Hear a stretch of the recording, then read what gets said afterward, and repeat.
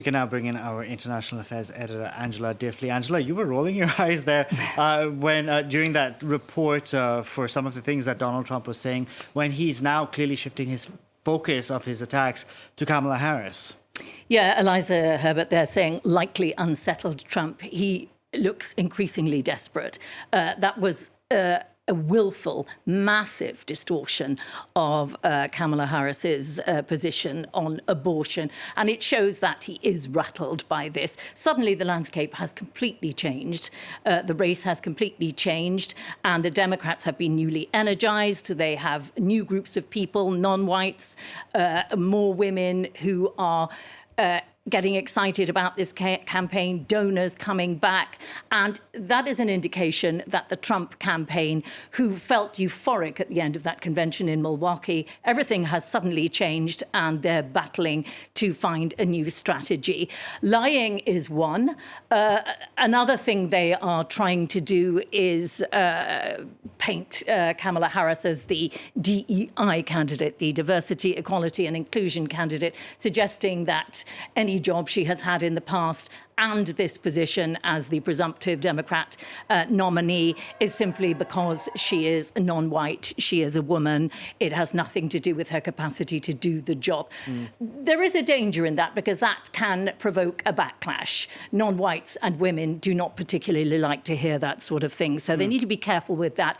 They might, and are being advised to increasingly, but of course Trump doesn't do what his advisors say always, but his advisors are reportedly telling him to concentrate on policy issues, to concentrate on her widely perceived as poor handling of illegal immigration. That was the job she was given initially by Biden as vice president. She certainly didn't excel at the beginning of that, although illegal immigration is now relatively low compared to that surge at the beginning.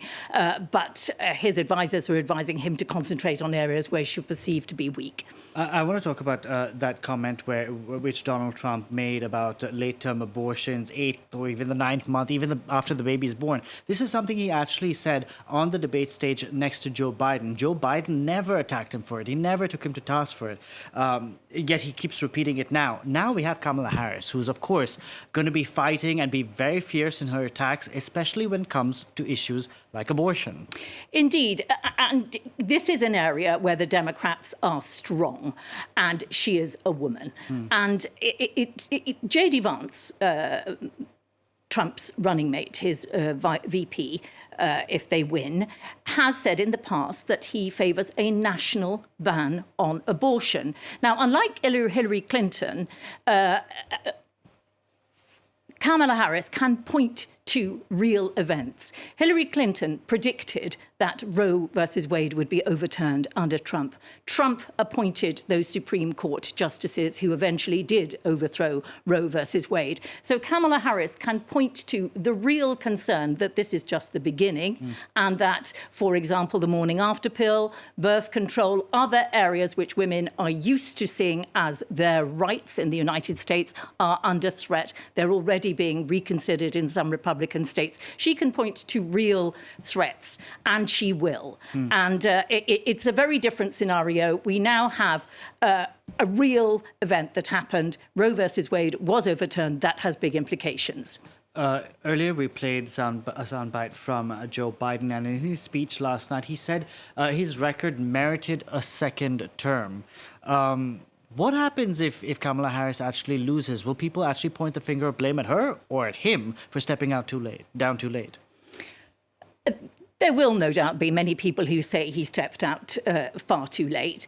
That said, it has caught the Trump campaign on the hop. They have spent all of this time preparing for a candidate they thought they could easily beat.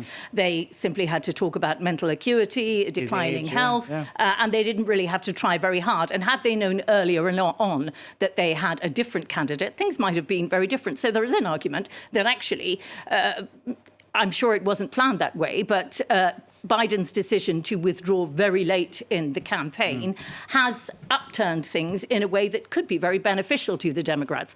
If they don't win, there will no doubt be people saying that Kamala Harris was perhaps not the best candidate, that there was no time for a primary contest, and that she was bounced into this, and that it all goes back to Joe Biden. That's politics. It's very difficult to know cause, consequence, why. Wasn't it Nikki Haley who said the first party that retires an 80-year-old candidate wins the election?